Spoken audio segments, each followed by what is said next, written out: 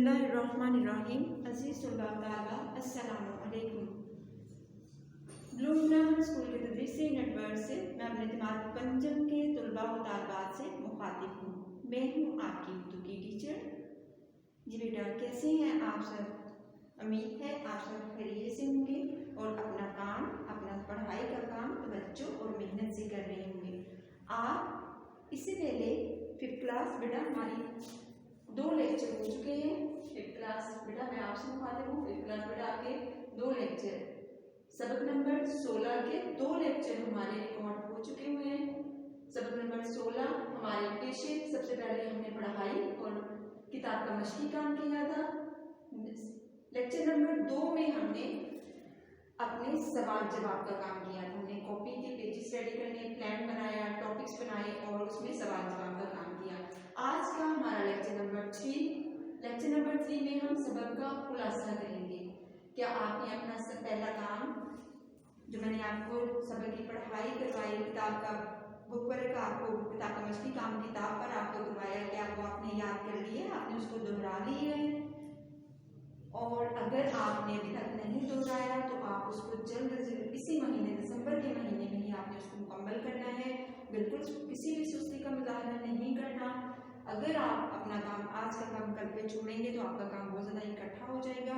इसलिए आप सब बच्चों से भरपूर जो है वो मेहनत की हम उम्मीद करते हैं। आप सब में से किसी ने भी जो है वो अपने सबक के लिहाज से या अपने लेक्चर्स के लिहाज से सुस्ती का मुजाहरा नहीं करना। तो अपना काम टाइम पे करना, अपने वक्त पे अपना काम करना, वक्त पे अपना काम आप कॉपी पे उतारें, उसको याद करें और जिस तरह क्लास में आपकी रूटीन होती थी वैसे ही आप अपना टाइम टेबल बनाएं। जी चलिए बेटा, आज हम शुरू करते हैं अपना काम लेक्चर नंबर 3 से। लेक्चर नंबर 3 में हम करेंगे सबक का खुलासा। लेक्चर नंबर 3 में बेटा हम क्या करेंगे? हमारे पेशे सबक का खुलासा करेंगे।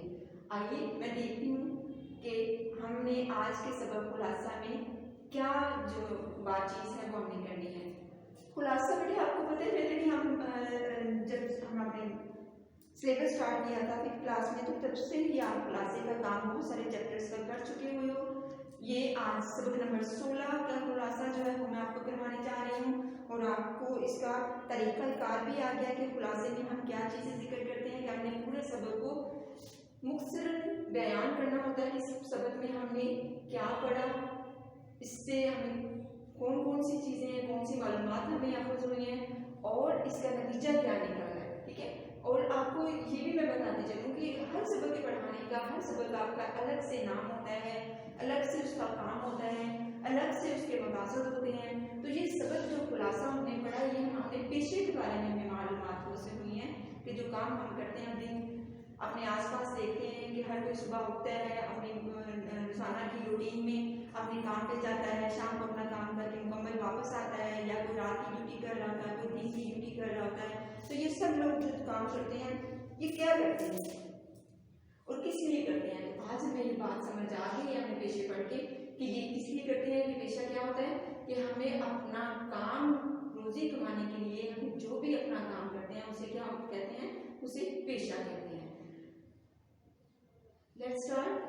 हर शख्स को अपनी जरूरियात पूरी करने के लिए कोई ना कोई काम करना पड़ता है। कि हर शख्स को अपनी जिंदगी की जरूरियात क्या है? हमारा खाना पीना, पहनना, ओढ़ना, मिलना मिलाना, हमारी माशरती जो जिंदगी होती है हमें उसमें अपनी ज़िंदगी गुजारने के लिए मुख्तलिफ चीज़ों की ज़रूरत होती है। अपनी रहाइश की ज़रूरत होती है, हमें खाने पीने के लिए खुराक की ज़रूरत होती है, हमें पहनने के लिए कपड़े की ज़रूरत होती है। तो ये सब चीज़ें हमें ऐसे नहीं मिल जाती कि हम कहीं पे भी जाएंगे, कहीं पे भी पड़ी होगी हम उठा के ले आएंगे, बल्कि हम इसके इवज़ में, इसके बदले में कुछ हमें देना पड़ता है। और वो राइजुल वक्त करेंसी जो होती है, जैसे रुपया, हमारे राइजुल वक्त करेंसी क्या है? रुपया। हम उस रुपये को हासिल करते हैं और फिर उसकी प्राइस पे करते हैं उस चीज़ की, फिर हम उस चीज़ को अपनी ज़रूरत के लिए खरीद के लेके आते हैं। लेकिन ये सब कुछ करने से पहले हमें क्या करना पड़ता है? काम करना पड़ता है। तो पहली लाइन में हमने क्या पढ़ा कि हर शख्स को अपनी जरूरियात पूरी करने के लिए क्या करना पड़ता है? कोई ना कोई काम करना पड़ता है।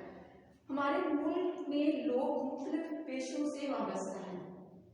कहते हैं कि हमारे मुल्क में लोग मुख्तलिफ पेशों से वाबस्ता है। कोई भी जो हमारे मुल्क है वो जरूरी नहीं कि वो एक ही काम करते होंगे।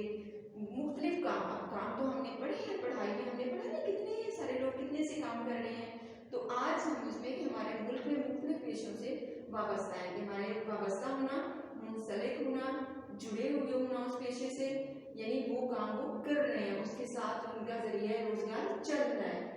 पाकिस्तान ज़रई मुल्क है और हमने यहाँ पे क्या बताया कि पाकिस्तान हमारा क्या है, ज़रई मुल्क है। ज़रई का भी आपको डिटेल से बता दिया गया है, आपको समझ भी आ गई होगी उम्मीद है कि ज़रई ऐसा मुल्क है जहाँ पे खेती बाड़ी का काम बहुत ज़्यादा रवाज है। खेती बाड़ी के काम का लोग ज़मीन, पाकिस्तान को अल्लाह ताला ने ज़मीन से नवाजा और यहाँ पे लोग मुख्तलिफ किस्म के अनाज, फसलें, दरख्त, पौधे, फल, फूल, सब्जियाँ उगाते हैं। तो ये सब क्या है, ये किस वजह से, क्योंकि पाकिस्तान को अल्लाह ताला ने ऐसी ज़रई ज़मीन से, ऐसी ज़मीन से नवाजा है जहाँ पे आप खेती बाड़ी का काम आसानी कर सकते हो। इसकी तकरीबन 70% आबादी देहात में आबाद है।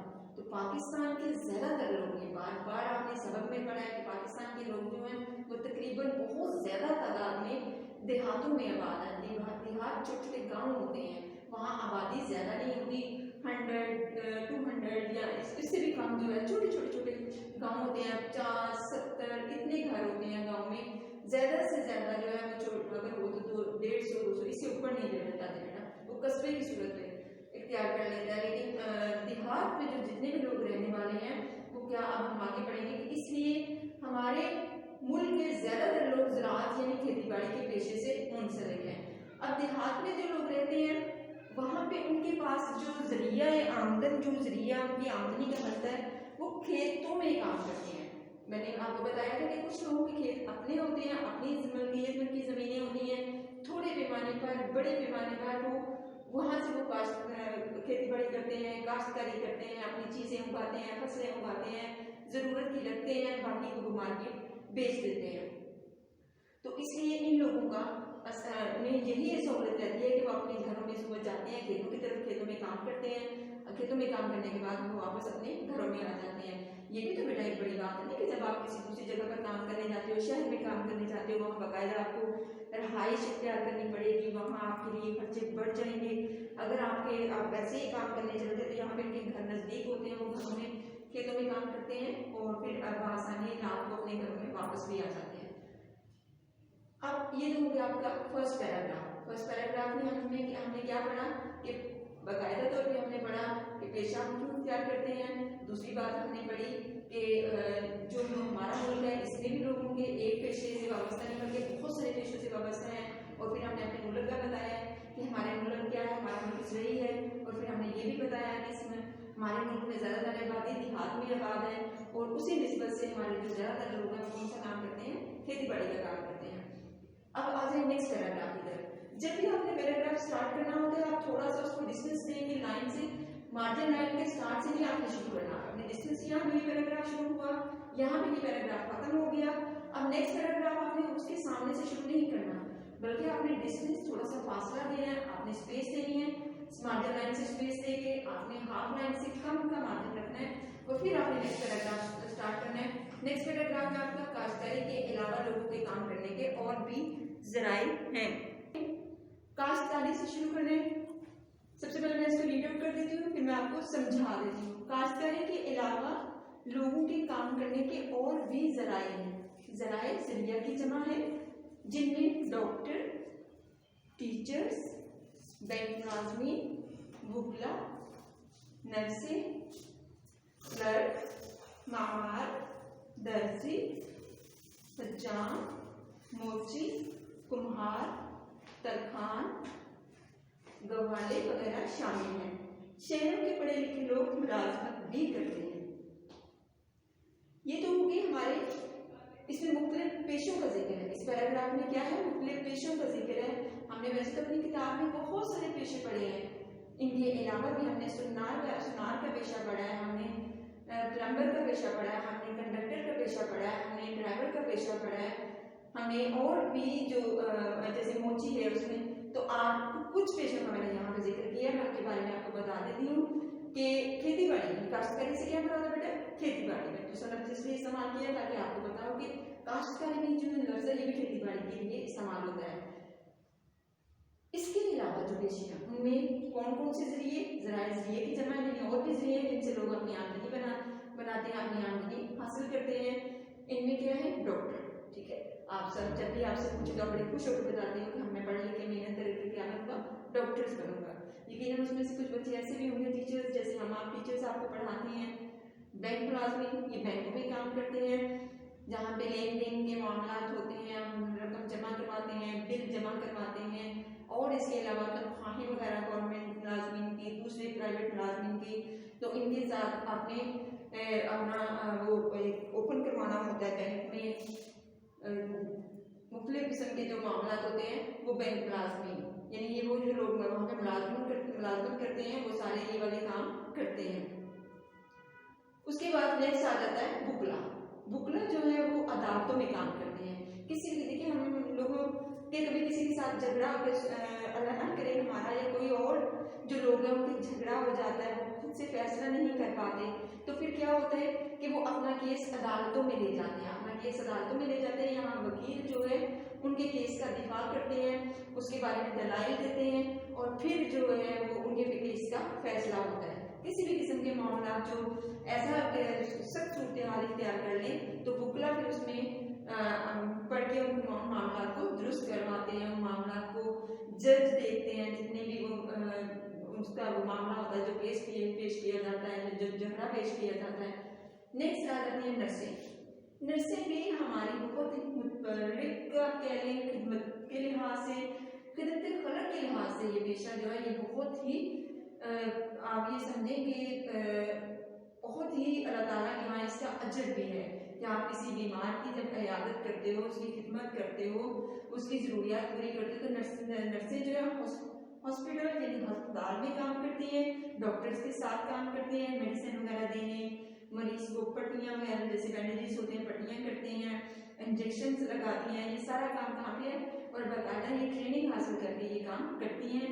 फिर इनको हॉस्पिटल्स में मुलाजमत मिलती है, अस्पतालों में, और वहाँ पे फिर ये मरीजों की खिदमत करती हैं। क्लर्क जहाँ जहाँ पे भी ऑफिसेज होते हैं, जो भी काम फीसों के मामले में शुरू से करें कि आप लोग जैसे फीस के बारे में क्या आप जानते हो, स्कूल में फीस जमा करवाते हो। इसके अलावा जो बड़े पैमाने पर बड़े बड़े कॉलेजेस होते हैं, यूनिवर्सिटीज़ होते हैं, स्कूल्स होते हैं, उनका तो बड़ा एक सेटअप वसी होता है ना, तो उस सेटअप में जो भी उनके लेन देन के काम तय करते हैं वो क्या होता है, क्लर्क होते हैं। एडमिशन बनवाना, बच्चों की रजिस्ट्रेशन करवाना और बच्चों को एडमिशन करवाना, ये सारे के सारा काम कौन जिसके ज़िम्मे होता है, क्लर्क होता है, और इसमें भी ओहदे होते हैं। उसके बाद नेक्स्ट आ जाता है बेटा मामार। मामार का मैंने आपको बताया था मिस्त्री, ये मकान तमीर करता है, लोगों के घर बनाता है, और इसमें उसमें महारत रखता है, कैसे आपने घर का स्ट्रक्चर बनवाना उसको बता देते हैं, वो सारा मटेरियल बताता है, और फिर साथ लग उस मटेरियल को मजदूरों के काम करके आपका घर तमीर करता है। उसके बाद नेक्स्ट हो गया दर्जी। दर्जी क्या है, दर्जी कपड़े सिलवाते हैं हम लोग। उससे नेक्स्ट हो गया हज्जाम, इससे क्या है, बाल तराशता है लोगों के बाल, यानी जब बाल बड़े हो जाते हैं, ये देखिए अपनी कुछ ऐसे हमारी जिंदगी में हमारे जिसम में कुछ ऐसी अल्लाह ताला ने निज़ाम रखा है, जैसे हमारे बाल जो है वो ग्रोथ करते हैं, बढ़ते रहते हैं, जब भी कटवाएं फिर महीने बाद बड़े हो जाएंगे। तो अगर हम उनको जो लोग ज़्यादा नहीं पसंद करते कि वो ज़्यादा बड़े बाल आमतौर पर हजामत जो है वो वक्तन करवाते हैं, ये सब सारे काम कौन करता है, हजाम करता है। मोची, अगर हम लोग के जूते जो है वो टूट जाता है तो ये मरम्मत हम करवाने किसके पास लेके जाते हैं, मोची के पास लेके जाते हैं। कुम्हार ये मिट्टी के बर्तन बनाता है। अब तो इतने ज़्यादा आपने कॉमन नहीं देखा होगा, क्योंकि हम स्टेनलेस स्टील या कोई और जो बर्तन है वो यूज़ करते हैं, लेकिन मिट्टी के बर्तन जो हांडी, मिट्टी के प्याले या मिट्टी के घड़े, और उसके अलावा गमले, गुलदान, आपने देखा मुख्तलिफ किस्म के, ये सारे के सारे किसके हाथ से बन के आते हैं, ये कुम्हार के हाथ से बन के आते हैं। तरखान, ये भी एक अहम पेशा है। तरखान के गाँव में ज़्यादातर काम करते हैं, शहर में भी काम करते हैं, इसको बढ़ई भी कहते हैं, इसको क्या कहते हैं, बढ़ई भी करते हैं, कहते हैं ये लकड़ी का काम करता है। गवाले, गवाले जो है दूध का काम करते हैं। गवाले क्या है, दूध का दुकान की सूरत में या अपनी मोटरसाइकिल पे दूध इकट्ठा करके लोगों के घरों में बेचने जाता है, और जैसे इसने भैंसें वगैरह ज़्यादा रखी होती हैं या लोगों के घरों से गाँव में दूध इकट्ठा करके फिर जिस जिसको जरूरत होती है उसके घर में देने जाता है। शहरों के पढ़े लिखे लोग, ये तो वो लोग हो गए, और शहरों के जो पढ़े लिखे लोग हैं जो कि क्या करते हैं, मुलाजमत करते हैं। मुलाजमत उनसे गवर्नमेंट की सरकारी ये फिक्स टाइम में उनको मुतय्यन कर दिया जाता है, महाना उनको तनख्वाह मिलती है। कुछ कारोबार ऐसे होते हैं जिन पे आपको रोजाना की रोजाना आमदनी होती है, कुछ ऐसी नौकरी या मुलाजमत होती है जिसमें आपको महीने बाद जो है वो आमदनी। आप सोचिए कि आप पूरा महीना ड्यूटी पे रहते हो, फिर आ जाके आपको क्या मिलता है, आपको उसकी आमदनी जो है, उसकी तनख्वाह जो है वो आपको मिलती है। ये हमारे दो पैराग्राफ हो गए। नेक्स्ट पैराग्राफ हमारा है हर पेशा अपनी जगह अहम है। जो भी हमने पढ़ा है हमारा मुख्तलिफ किस्म के पेशों के नाम हमने पढ़े हैं, तो क्या कहते हैं, हर पेशा अपनी जगह अहम है। यानी इनमें से कोई भी ऐसा पेशा नहीं है कि हम समझते हैं कि अगर हम ये काम करेंगे तो हमें माशरे में लोग ऐसे कहेंगे, नहीं, ये सब के सब पेशे बहुत अहम है, हमें सबकी रिस्पेक्ट करनी है, सबकी इज्जत करनी है, कि भाई ये सब हमारी जरूरियात पूरी कर रहे हैं। हमें चाहिए कि जो भी मेहनत से काम करता है उसकी इज्जत करें, कि मेहनती को आपको इनाम में देकर पढ़ा था हमने बहुत सारी, जब ऐसी हम बात करते हैं नसीहत की या इखलाकी तो पहलू की, तो हमें होता है कि जो शख्स मेहनत करता है अल्लाह ताला उसको बहुत पसंद फरमाते हैं। हमारे नबी भी सल्लल्लाहु अलैहि वसल्लम बहुत पसंद फरमाते हैं। तो इसमें उसकी इज्जत करें, उसके काम के हवाले से नहीं, बल्कि उसकी मेहनत, उसकी ईमानदारी, उसकी खुलूस नीयत की वजह से उसकी इज्जत करें। किसी भी काम को खुलूस नीयत, मेहनत और ईमानदारी के करने से ही हमें और हमारे लोगों को फायदा होगा। क्या चीज शामिल है इसमें, कि कोई भी काम कोई भी हो, करने वाला कोई भी हो, लेकिन उस काम को अगर मेहनत से किया जाए, उसमें अपनी नीयत को खालिस रखा जाए, उसमें ये ना हो कि हम लोग उसमें अपना कोई फायदा सोचे, दूसरों का फायदा ना सोचे, और इसमें खुद गर्जी की आदत अपनाएं, अपने काम को प्रॉपर तरीके से ना करें कि हमारा 4 घंटे का काम है तो मैं 1 घंटे में ना फिर वापस आ जाएंगे, बाकी हमने नहीं करना, देखी जाएगी बाद में कर लूँगी। तो ऐसा नहीं करना आपने, ठीक है। ईमानदारी, जो आपको काम दिया, जो आपको ड्यूटी दी जाती है, जितना आपको काम दिया जाता है उसमें कुछ नहीं। देखिए हर काम में, जैसे बैंक मुलाजमीन है, इनके पास पैसे का, लोगों के पास कारोबार होता है, बुकला के पास लोगों के पैसे के केसेस आते हैं, टीचर्स, हम टीचर्स आप बच्चों को पढ़ाना होता है, डॉक्टर्स को लोगों को चेकअप करना होता है। तो अगर ये सारे लोग, हम लोगों के काम अच्छे तरीके से नहीं करेंगे तो फिर क्या होगा, हम तरक्की नहीं करेंगे, हमारे लोग जो है वो पीछे रह जाएंगे, और फिर नफ्सी का आलम होगा, हर कोई अपने लालच देखेगा, उसमें फिर अमन और सुकून भी कायम रखना वो मुश्किल हो जाता है अगर हम लोग सिर्फ और सिर्फ अपना फायदा सोचें।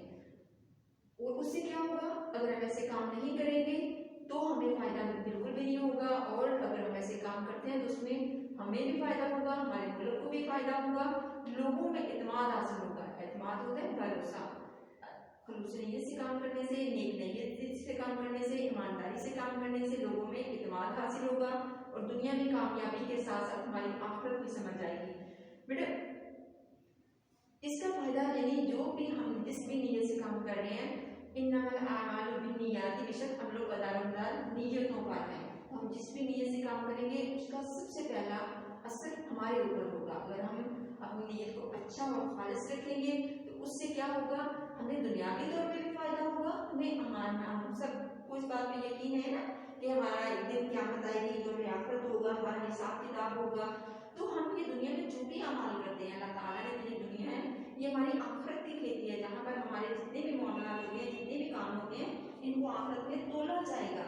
किरामन कातिबीन आप देखते हैं, अल्लाह ताला ने 2 फरिश्ते जो हमारे अमाल लिखते हैं, तो इसलिए ये सारे हमारे अमल जो होगा, जो भी हम अमल करते हैं, अगर हम उसमें अपनी नीयत को खराब करेंगे तो भी हमें नुकसान होगा, अगर हम अपनी नीयत को खालिस करेंगे तो भी हमें फायदा होगा। इसलिए हमें क्या करना चाहिए, अपनी नीयत को खालिस करके अपना काम करना है, और उससे हमारी दुनिया भी समझ जाएगी और हमारी आखिरत भी समझ जाएगी। इसके ऊपर आपने एक गाँव का डंडा डाल लेना, जो गाँव की डबल होता है, और हमारा अल्लाह भी हमसे खुश होगा। मुझे तो बात है, जब हम अच्छा काम करते हैं, जैसे आपने देखा आपके पेरेंट्स आपसे जो भी अच्छा काम करते हैं आपसे खुश होते हैं ना, आपकी हर ख्वाहिश पूरी करते हैं, और इसी तरह जब हम अच्छा काम करेंगे तो हमारा अल्लाह भी हमसे खुश होगा, क्योंकि अल्लाह ताला ने हमारे ज़रिए जो भी हमें फ़र्ज दिया है, हमें फ़राइज़ हमारे ज़मीन लगाए हैं, तो अगर हम उसको खुश खूबी से अदा करेंगे, उसकी मखलूक के साथ भलाई करेंगे, उसकी मखलूक के साथ जो खलक के काम के मामले में, ये सारे के सारे, इसमें इंसानियत की खिदमत भी शामिल हो जाती है, इसमें अपने फ़ायदा भी हो जाता है, इसमें हमारे आमदनी के जरिए बन जाता है। तो क्या करना है, हमें अपनी नीयत को खालिस करना अपने काम में। और आप लोगों ने आपने कहाँ पे नीयत करना है, आपने कहाँ पे नीयत खुलूस से नहीं, आपने सोचा है कि आपको इस चीज़ से कहाँ पे क्या चीज़ हासिल हुई, तो आपने अपनी पढ़ाई में खुलूस से नीयत का इस्तेमाल करना है। कि आपने बिल्कुल भी अपनी पढ़ाई को जो है वो इस तरह नहीं है कि मामा को तो बता रहे मैं पढ़ रहा हूँ, लेकिन आप उस तरह नहीं मामा को कितना स्कूल में चीटिंग नहीं करनी आपने, ये आपके मामला है। आपने अपने काम में कहाँ पे करनी है, आपको आपके पेरेंट्स आपके फ्यूचर के लिए, आपके मुस्तकबिल के लिए, ये जिंदगी का एक निज़ाम है कि आपके वालिदैन को अल्लाह ताला ने आपके लिए नेमत अदा की है कि वो इस टाइम पे आपकी देखभाल कर रहे हैं, आपको टाइम दे रहे हैं। जब आप बड़े होंगे तो आप अपने आप को संभाल लेंगे, तो वो एक ट्रेनिंग है, तरबियत है जो आपकी हो रही है। अगर आपने अब उस पर उससे नीयत से अपनी चीज बात को समझा नहीं, आपने इस बात की बातों पर अमल नहीं किया, आपने वालिदैन की बातों पर अमल नहीं किया, तो बेटा जब आप बड़े होंगे तो आपके पास वक्त नहीं होगा उसमें।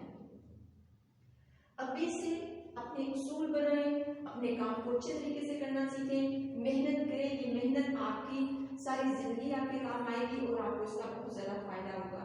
तो आपने जो आपको ये बात समझ आती है कि हमने दूसरों के कामों के बारे में भी पढ़ा है, उस काम की क्या कैसे हमने करना है उसके बारे में भी पढ़ना है, और हमें इससे क्या फायदा होगा, हमें क्या इस चीज़ से सबक हासिल हुआ है कि हमें भी अपना काम मेहनत तवज्जो और ईमानदारी से करना है। उम्मीद है आज का सबक आपको समझ आ गया होगा। तो उसके बाद घर का जो मैं काम आपको दे रही हूँ, घर का काम है तख्ता स्याह। ये तख्ता स्याह यानी जो भी ये लिखा गया काम है, ये आपने उर्दू एक ही कॉपी, जो उर्दू अलग की कॉपी है मतलब उनकी कॉपी, उस पर आपने लिखना है और इसे क्या करना है, इसको याद करना है। ठीक है, वक्त पे दिया हुआ काम जो भी मैंने दिया उसको आपने वक्त पे करेंगे तो फिर आपको फायदा होगा। जो आज का काम करते छोड़ोगे तो आपको नुकसान होगा। इन दिनों आप अपने घरों में बैठ के काम कर रहे हैं, लेकिन देखिए आपके सिलसिले को कायम रखने के लिए, ताकि आपका तलीमी खर्च ना हो, हम स्कूल में आके आपको काम करवा रहे हैं, तो आपने हमारे भरोसे को कायम रखना है। जैसे हम कह रहे हैं वैसे आपने काम को करना है। और नेक्स्ट लेक्चर से पहले मुझे उम्मीद है कि नेक्स्ट लेक्चर जो हमारा होगा उससे पहले आप अपना ये सारा काम मुकम्मल कर चुके होंगे। जो जो हमने पढ़ा है, मैंने आपको रीडिंग हमारे पेशे की पढ़ाई और बुक वर्क भी करवा दिया है, मैंने आपको हमारे पेशे के सवाल जवाब भी करवा दिए हैं। आज हमारा सबक का खुलासा भी हो गया है, तो आपको यहाँ तक काम अपना मुकम्मल कर लेना है नेक्स्ट लेक्चर से पहले। मैं उम्मीद करती हूँ आप मेरी बात पे अमल करेंगे। आप सबको अल्लाह ताला अपनी हिफाजत में रखे और आप सबकी हिफाजत के लिए दुआ करते हैं। इन्हीं अल्फाज के साथ आपसे इजाज़त चाहती हूँ। फी अमान अल्लाह। अल्लाह हाफ़िज़।